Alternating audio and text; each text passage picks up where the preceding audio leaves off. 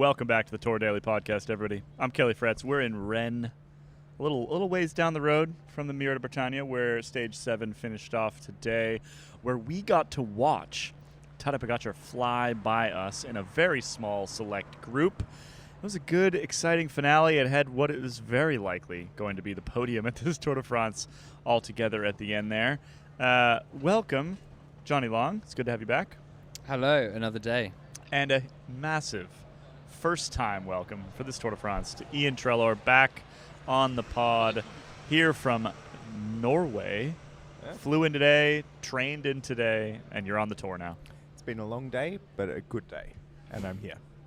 We're happy to have you here. Thank you. We filled your chasming gap last night with Chris Marshall-Bell and Zach Williams, and frankly, it was a lot. The most Marmite episode of all time, according to the listenership. So you're here to steady the ship.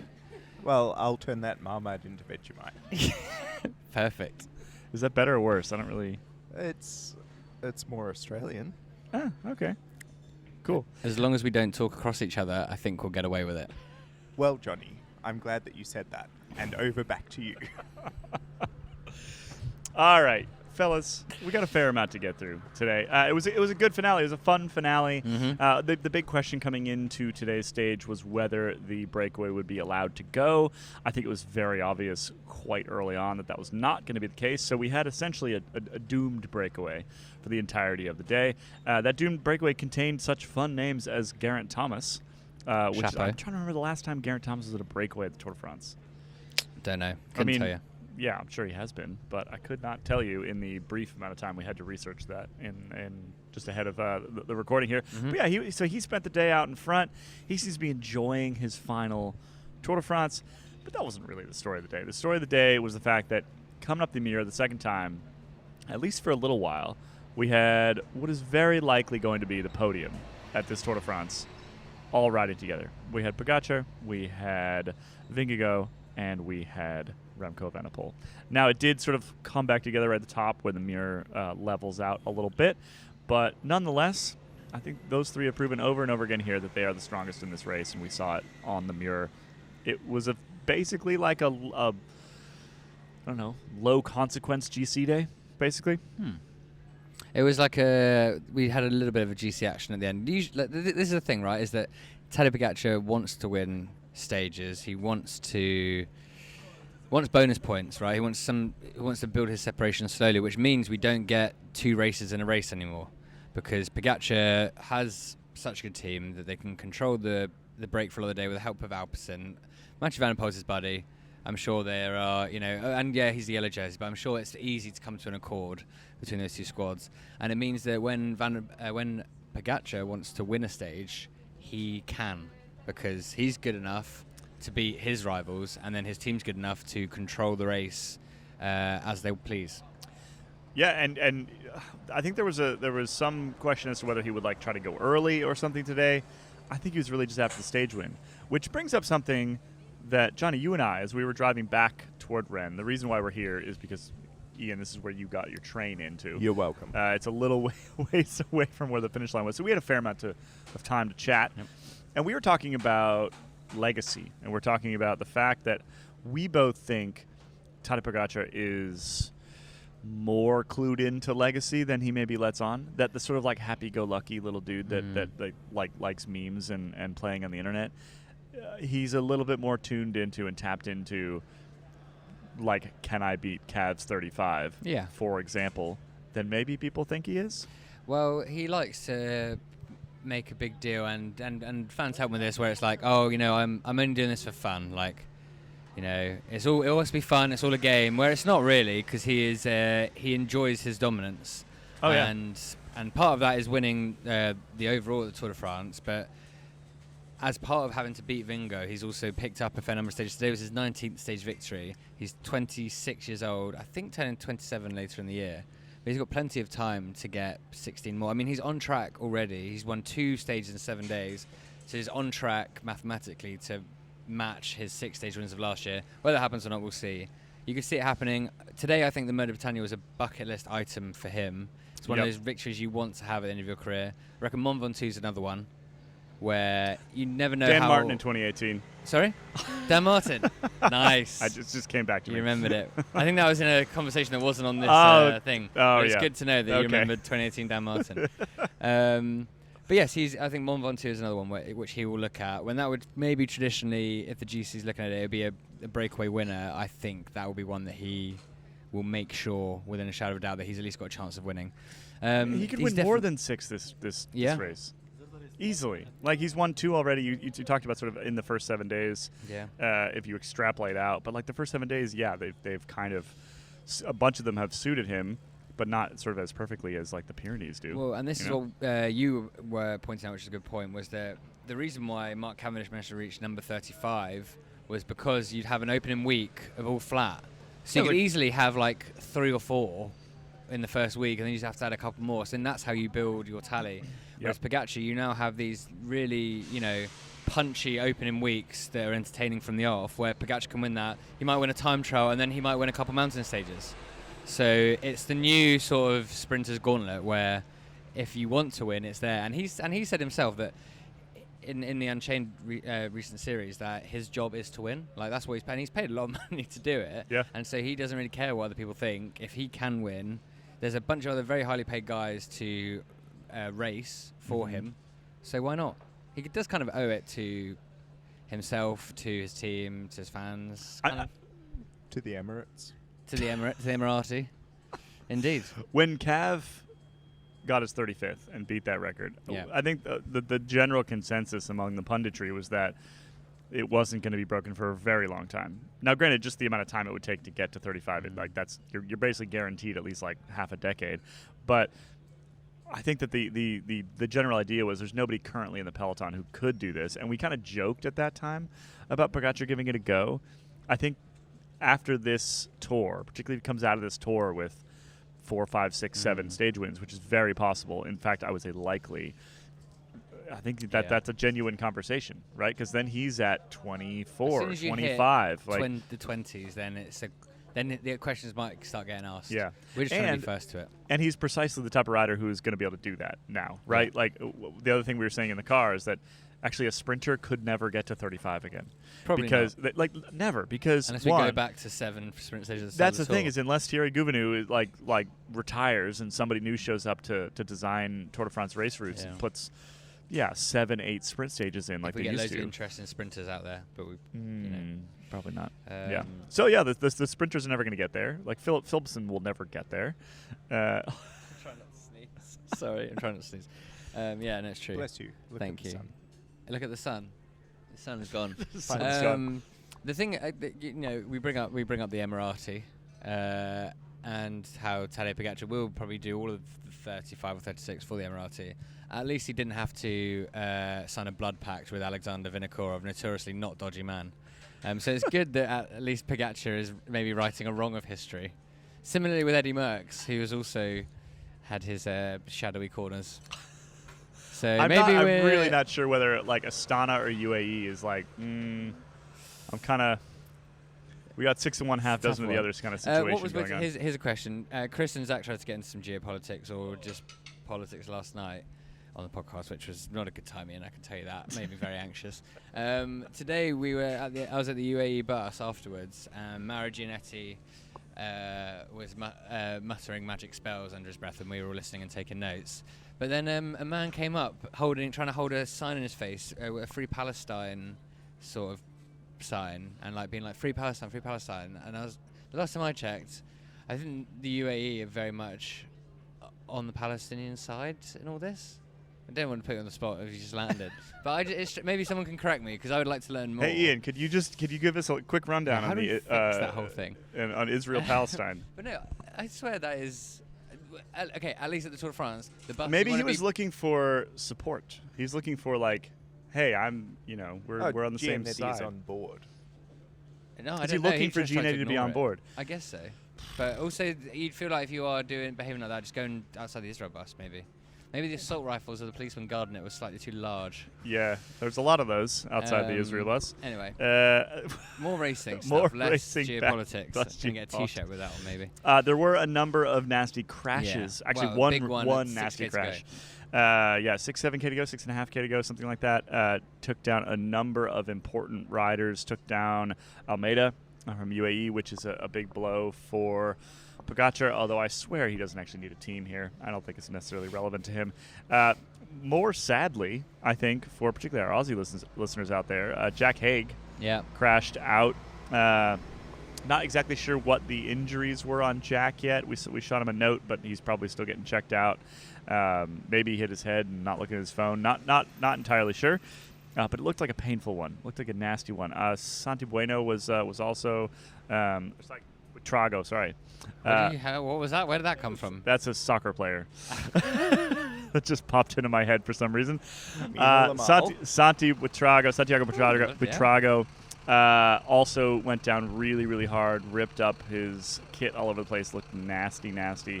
Just a reminder that even these stages that was relatively straightforward, right? Today was ride, do sort of a couple 3-minute power tests. You can see who wins. Ride.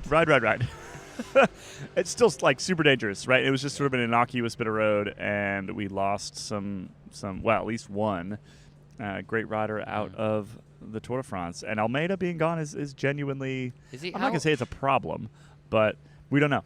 Almeida is not out. He's not out. He's going to start tomorrow, I think. His finger's all messed up, is what they said. So you don't think also we'll a bit of a fractured rib. Yeah. Okay, messed up finger and a fractured rib. He's at the very least he's going to be hurting in his attempts to help out Tadej Pogačar over the next week and a half, 2 weeks, about 2 weeks. That was unfortunate. What else did we get out of the bicycle race today? We answered the question that we asked last night, and we kind of already talked about this a little bit, but we answered the question as to what is UAE going to do in stages like this? How much energy are they willing to expend? And the answer was a fair amount to make sure that they could pull Pogačar back into sort of the ability to win a stage. The other thing that came out overnight, and we were talking about this last night as well, is we were confused by Visma yesterday. Yeah. Right? We were confused by why is Simon Philip Yates in the breakaway? Why is Wout van Aert killing himself to get in a breakaway? Why all these things? And Pogačar yesterday in his press conference asked the same question. I think it was Grisha Nierman came back this morning and said, well, it's good that he's confused. Yeah. It's literally maybe one of the only things they have left. Yeah. Confusion. Confusing Tadej Pogačar. Just dress up in a costume. It's the just dance outside the UAE bus. Grisha Nierman in his off-season on a beach in Lombok or somewhere, shark tooth necklace glinting in the sun, reading Sun Tzu's The Art of War, was like, hang on a minute, this applies to the bike race. Frantically whips out his probably Android phone, I would say. Yeah. Shoots off a text to Patrick Bro. I'm not going to try with Patrick Bro accent. We can confuse Tadej. I can't do a Patrick Bro impression. It would just embarrass me. He's Australian. Yeah, but I can't do Australian very well. You need to do it, but you need to make your voice a bit deeper and I've never heard elongate the man. last bit. I've never heard the man. You've never heard Patrick Bro? No. Well, don't say it like that. No. With respect to the Lantern Rouge listeners. Yeah, not for you. Not Not enough whimsy. Too much pro team racing, perhaps. So you say deeper. Yeah. I'm not doing it. Let's move on. You've got to bloody watch out for.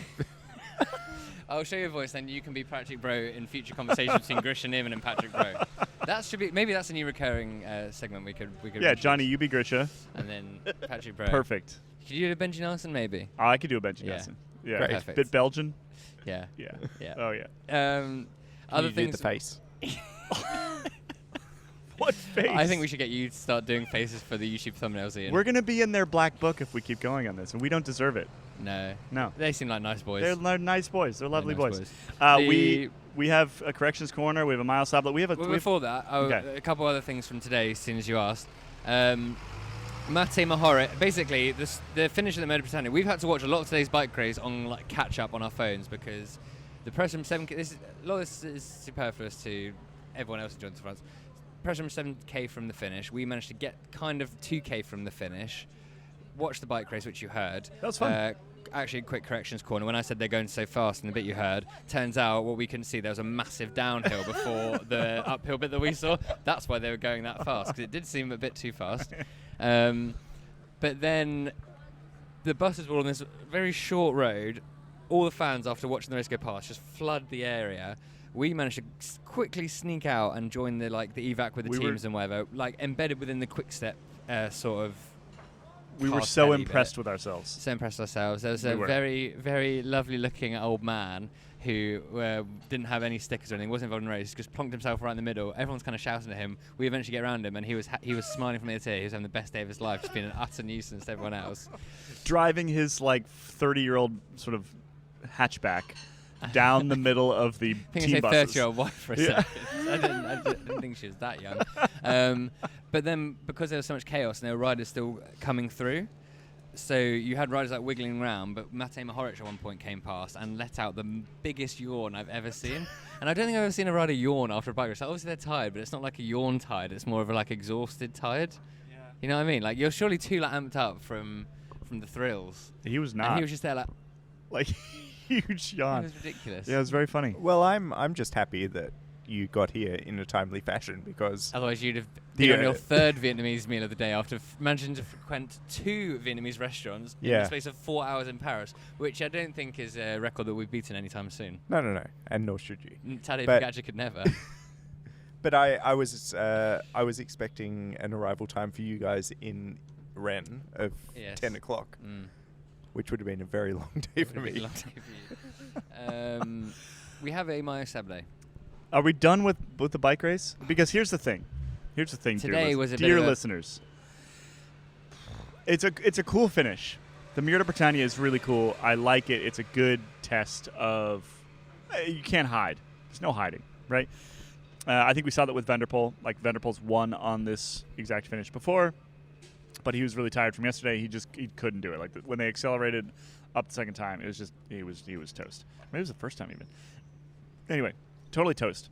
So not a whole lot of not a whole lot to be gleaned from this, in particular because all of the GC favorites were pretty much there or thereabouts, right? They were all right there. There was a 2-second gap, I think. That was kind of the extent of it. So not sort of tactics to be taken from it. The next 2 days are bone flat sprint stages. They're basically to try and get us to Toulouse as quickly as possible. Yep.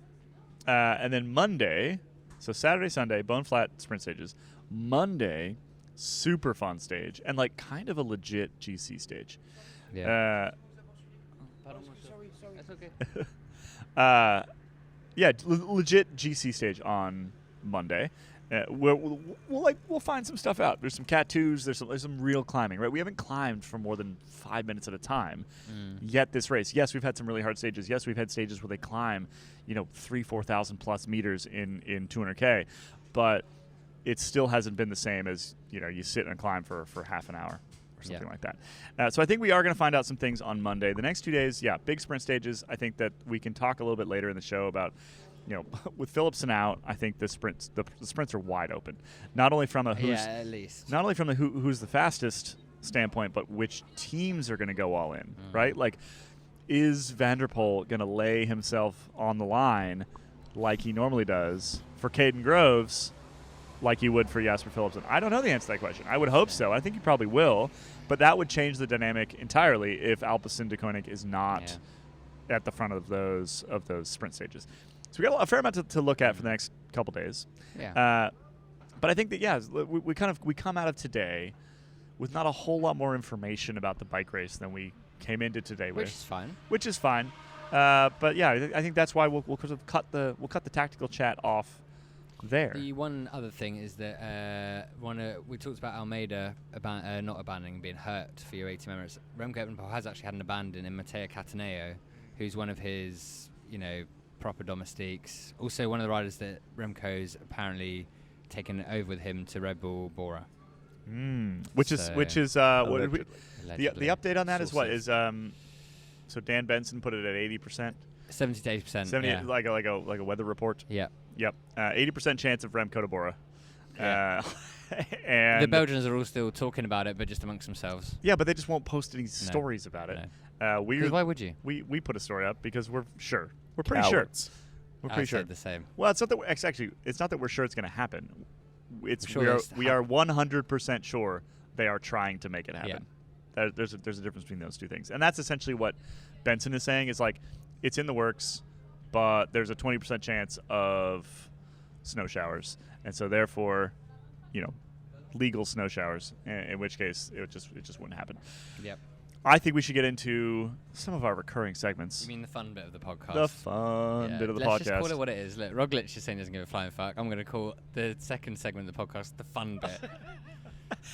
Should we start with Miles Sabla? Yes, we have a new one. So, who was it yesterday? Sylvain Dillier was unable to hang on to the Miles Sabla for more than 24 hours. No. Frankly, poor showing. Kind of glad we didn't bother trying to track him down this morning because it probably would have shouted us and it would have all been for nothing. Tomorrow, an extremely brave British boy.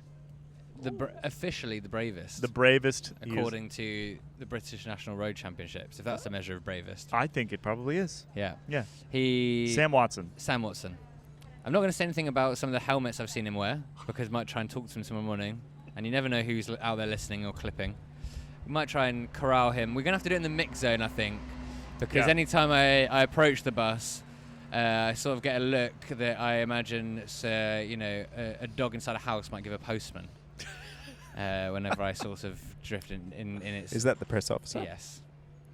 Can I friendship tour my way in? I would love nothing more than for you to try and friendship tour your way in. Because I have a bad working relationship with this man. Yes, he's not a fan of you or your bullshit. No. So I'd love to give it a shot, but I've got... Because you are actually often our bravest boy on the tour, Ian, because you feel no shame. You have no, I've got nothing to lose. Yeah. I only see these people once a year. They forget who I am. I should think like that, but I don't. Ronan tried to friendship tour with Dave Brailsford and John Allett in one go, which was very brave.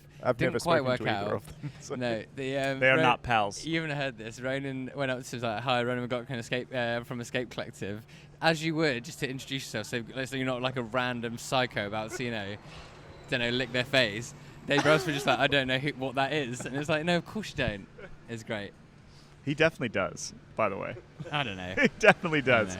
I've chatted with him. Presuming he can read. He can read. He definitely does. Anyway, Sam Watson, 1 hour 16. Eduardo Sepulveda missed out by 5 seconds. The lone Argentinian race riding for Lotto. I saw an Argentinian flag at the race. He could take it back tomorrow. That's an interview right up your straw. He could take it back tomorrow. You never know. Tim Naberman of Team Picnic Personnel is waiting in the wings at 59.50. We could easily get one tomorrow. Yeah, but at the same time, Sam Watson could easily hang on to it till Monday. Easily. Well, yeah, it depends on some of these other fellas because that's 16 seconds to play with. Yep. I think we can grab him tomorrow. I think he's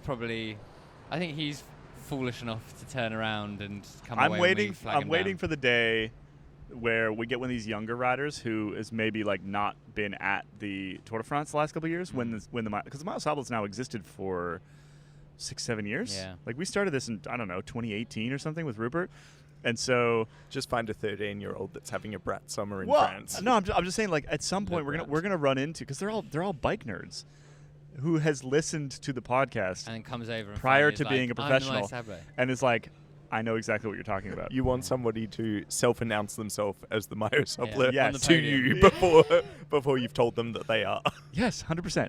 100%. And it's going to happen. I guarantee you. You guarantee? I guarantee. Okay, that's worth sticking around for then. I won't run off and be a milkman or something. I strongly doubt that this will ever happen. Well, maybe not that, but I guarantee that we will, at some point in the next couple of years, we will have a Miles Sabla, maybe even this year, who knows exactly what that is before we have to explain it. Okay. Because they listen to the pod. Because if you're at the tour, you're not going to listen to our pod. Actually, that's not true. Some of them do. We know that some of them do. But the day most that of the time, happens, I will happily be done. I think that's then you've completed it. Do you not think? You've finished the game. Sorry. Yeah, finished the game. Yeah. So we're done. Escape Collective at the Tour de France. Not everyone. Just finished. I would be like. Okay, so you're never doing this again. Not never say never. Maybe Mark Cavendish has come back, but also just I feel like that would be a fitting way to be like, you know what, this has been good. Okay, and then you retire from bicycle reporting forever. Don't worry about it, darling. It's fine. All right, so I hope this congratulations. never happens. Congratulations to our Mayo Sabla Sam also, happy Watson. birthday, Lenny Martinez. We heard a extremely half-hearted happy birthday song. And then they redid it over the teen radio for the TV broadcast. Yeah. Lenny Martinez probably hated his birthday by the end of the day because everyone was reminding him about it. I don't think he's into birthdays. He doesn't strike me as a birthday guy. Well, he's not had that many of them. He's probably like 18. No. He's a confusing character, Lenny Martinez, the more we learn about him. We've learned so many things that we can't even say on the pod yet. Yeah. Maybe in After Dark. He's a confusing man. Maybe in After Dark. All right. We have it's time for, well, that's a smell. There's a sound effect that goes with that Iain now. Yeah, Of course, you've been keeping up with these stings that have been added into the pod. So this is all Stuart. This morning at Paris Airport, I was listening to Got you use your mic. I was listening to the podcast. Oh, okay. And I heard well, that's a smell. Oh, okay. When I landed at Paris Airport and walked out into a waft of body odor. And I was like, okay. Charles de Gaulle Airport that's the smell. Oh, okay. So that's your nomination for the day. That's a good nomination. It's a good nomination. Yeah. CDG. You're up against a heavy hitter today, though, I have to say. You are up against a heavy hitter. No, but what could be heavier than the collective armpits of France? Well, let's throw to NBC's Steve Perino. Live with the smell. Steve Perino, you're an expert in smells. Yeah. What's that smell? That is definitely like a dead animal. That's a dead animal. And where are we all right? kinds of dead animals where I live, and that's like this smells like home, man. Where are we right now? Where are we where we should not be smelling a dead animal? Yeah, I mean we're on the ocean on like kind of like well manicured, otherwise well manicured streets. In the team buses. Yeah, okay. Thank you for leading me with that. The answer to the question you just asked. We are in the team buses. There should be no dead animals. Yeah. But there apparently are. So, well, that's a smell for today. The smell, it was like... It was a dead thing. It was a dead thing. Yeah. As Steve said, he's an expert in dead things. He lives in the West like I do. He doesn't live there anymore. He lives in like Asia somewhere now. Anyway, I am also postcode as well. I'm an expert. I'm an expert in essentially roadkill. It was a dead, decent size. It wasn't. I see on the notes here, leaky portaloo ? No, that was a dead animal. It was 100%. It kind of sounded like it smelled like chemicals and acid and rotting and metal. Can I get some more context around where he smelled the smell? No, we could all smell it. Well, we could also. It lasted for 4 bus lengths of the start paddock. Okay. Yep. Wind was out of the sort of northwest. How do you know that? And so. Fuck off. I started this up again. I've been waiting. So you were telling me for the past week you've been walking around just being like, wind from southwesterly direction. God's sake. I'm so annoyed that that's happened on my first day. Wind's out of the south right now. I've been saving that up for you. No, you don't know that. I do. Half the time I can't tell which way the wind is south. blowing. That's but south. how do you know? Because That's it's kind of south. swirling around you. Because I'm looking at the sun, and the sun is setting the wind. this I mean way. the wind. So How that do way's, you know which way the wind's that going? way's west, because I can feel the wind. Kaylee, I'm so cross about this. Anyway, good. I think that there was like hedges, and the smell was just there. It was so gnarly. But the smell weirdly changed. Like it was a it smell that travelled in different. Was it a situational smell, or was it like did the tour bring the smell, or was it something that was don't there? know. I wasn't. It was so bad I wasn't hanging around to find out. Yeah, we couldn't figure it out. So given the direction of the wind, it was coming from the sort of like warehouse buildings across the hedge. Yeah. That's where it was coming from. So like I think there's either like a I don't know, some kind of cow murdering facility back there, or just like a dead. It could just be like a dead. You guys don't have raccoons over here. What do you have? What's like a small Badgers. mammal? Could be No, a that's dead the badger UK. back there.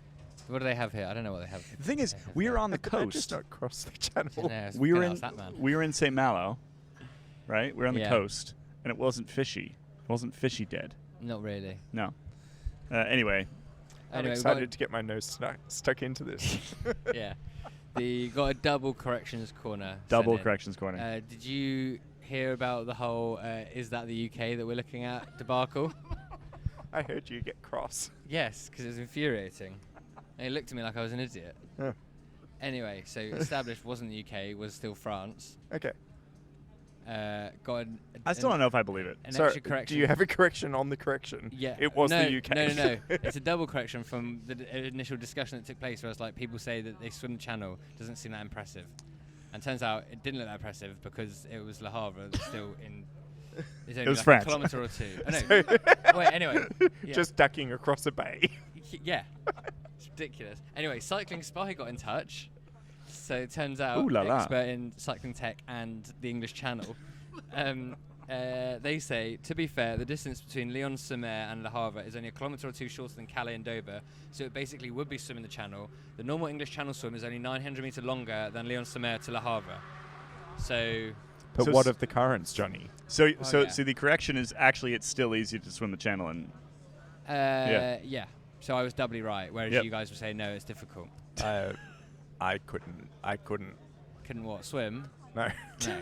No, I wasn't specifically saying Iain could swim the channel. That'd be a mental thing to say. should we have a question? We do. Before that, I just want to shout out everyone who's been getting the Geoguessrs right. We forgot to talk about it yesterday, Yep. but someone did basically manage to guess the English Channel episode, Geoguessr, Yep. because they guessed Nailed the one next it. to the Portugal flag on the seafront when there's like a bunch of the EU flags there. Yep. Amazing. And then loads of people got yesterday's location because there was, helpfully, a sign on the building behind us, which you could then Google. Not here, Iain, yesterday. I think I'd it's like gonna to be see you find King Kebab. I think it's going to be easy to get tonight because Yeah, you probably. can just Google Oh, the there's things a that you phone see number behind us. above You can't. Yeah. You suggested, Caley, that we set up the camera in a way that would make it more difficult. to Very Geoguessr difficult. And thus, sort of Tomorrow. hamper the actual recording of the podcast, which is the primary reason for doing all this, Yeah. rather than trying to outfox the listeners. Tomorrow we will outfox listeners. That's what Okay. we'll do. Is that Just a promise? record in a forest. Just in the middle of a field somewhere In a with ba- no in a ba- information. hostage video in a basement somewhere. But apparently they can find often figure that out, especially in London, based on the brick in the basement. because Where is the it's- brick in the forest? Yeah, well, forest would work, but I was saying if we did a basement, it wouldn't work because you can tell Forest by the might work, brick they where people are in London. You apparently. could like Forest you probably triangulate the could. sun and yeah, Caley, you know. someone would see the wind going across Caley's face. Like, I know where he is. He's I'm in the hub. excited to discover that we have Bellingcat as our listeners. Do you know who Rainbow is? The Geoguessr guy. No. It's not going to work then. Caley called him Rain Bob, and it was very, very dad moment. It was great. Anyway, we mentioned on a recent episode that you could send us questions at escapecollective.com/hello. So you go to that website and you click on Tour Daily, and you can send an audio question in. We've had a bunch of them so far. We are saving them up because we're going to do a questions episode on Monday or Tuesday, the rest day, Tuesday. But we thought we'd just answer one here. Because it was a good question. And so maybe it will inspire further questions. Again, that's escapecollective.com/hello. And we are definitely more likely to answer your question if you are a member, just so you know. Let's hear from Brenton from Australia. Why doesn't Mathieu van der Poel care about time trials? Because he could be good at time trials. That's the question. Because they're boring. It's a good answer. No, it's because he's chosen to specialise. Yeah. While it does seem that a lot of these top guys can do multiple things, they're actually kind of the anomaly. Yep. Where for most people you have to specialise, and Van der Poel, yeah, he can sprint a bit, but he specialises in this sort of punchy finales, like just a strong rider, and basically to be that good in time trials would require a bit more weight maybe to be in that thing. I think more than anything, it's that he's not going to win. Well, he's not going to win a time trial, and it's not good, and he's not going for GC, so there's no point getting good at them. Yeah, and there's no point in getting good at them, and there's no point in trying in them. Like he probably, if he went out in the stage 5 time trial this week, and he was like, I'm gonna go for it. I'm gonna put my full He breaths. did go for it a few years ago when he was trying to keep yellow, didn't he? At the Yeah, time? yeah, and he's not terrible, but he also he doesn't spend as much time on the time trial bike. He doesn't spend as much time in a wind tunnel. He has kind of wide shoulders for a time trial. It's like time trials. There's a bunch of things about good time trials that are fully just physical things, right? Like Evenepoel is a perfect example. Frame. Yeah, even Stefan Kung, who's a big dude. he's still like kind of a narrow dude. He's like big and narrow, and so that really is helpful in terms of aerodynamics. And so, yeah, I think he doesn't have the frame for it necessarily, but I also think that like this week, for example, yeah, he kind of went for it because he was kind of close to yellow, but at the same time, he always knows that he's more likely to win a stage on either side of the time trial than he is the time trial itself. And I think that any rider that's like that, they're just never going to go kind of full gas, full gas on a TT. He probably tried more this week than he has in recent memory. It is often a question of motivation as well, because if you remember Julian Alaphilippe when he rode that time trial in the yellow jersey, like you can't. Yeah, a lot of these like sort of very, classy riders, right? Like the riders who are winning lots of other stuff, they could be decent time trialists, because the reason why they win stuff is they can push a lot of watts, right? And so they could be decent time trialists, but Alaphilippe has had literally one instance in his entire life where he needed to do a good TT. And he also was on incredible form that year, and so was able to pull out a crazy time trial. But the rest of the time, he just doesn't care. And for 90% of the field, in stage 5 this week, it's an active recovery day. It's like how easy can you go without getting time cut, basically. So there you go. No, you're in trouble today. No jury decisions at all. None. Bizarre. The investigation is the jury even here? Yes, they are. Well, they've been doing some things, but just very little. It's odd. It's very odd. Very, very little. Yeah. Should we head into After Dark? Let's head into After Dark. All right. As always, After Dark is for members only. Head to escapecollective.com/join and keep the party rolling. Otherwise, this is the end of your episode. Yeah. If you are a member, it keeps going. We will see you in After Dark.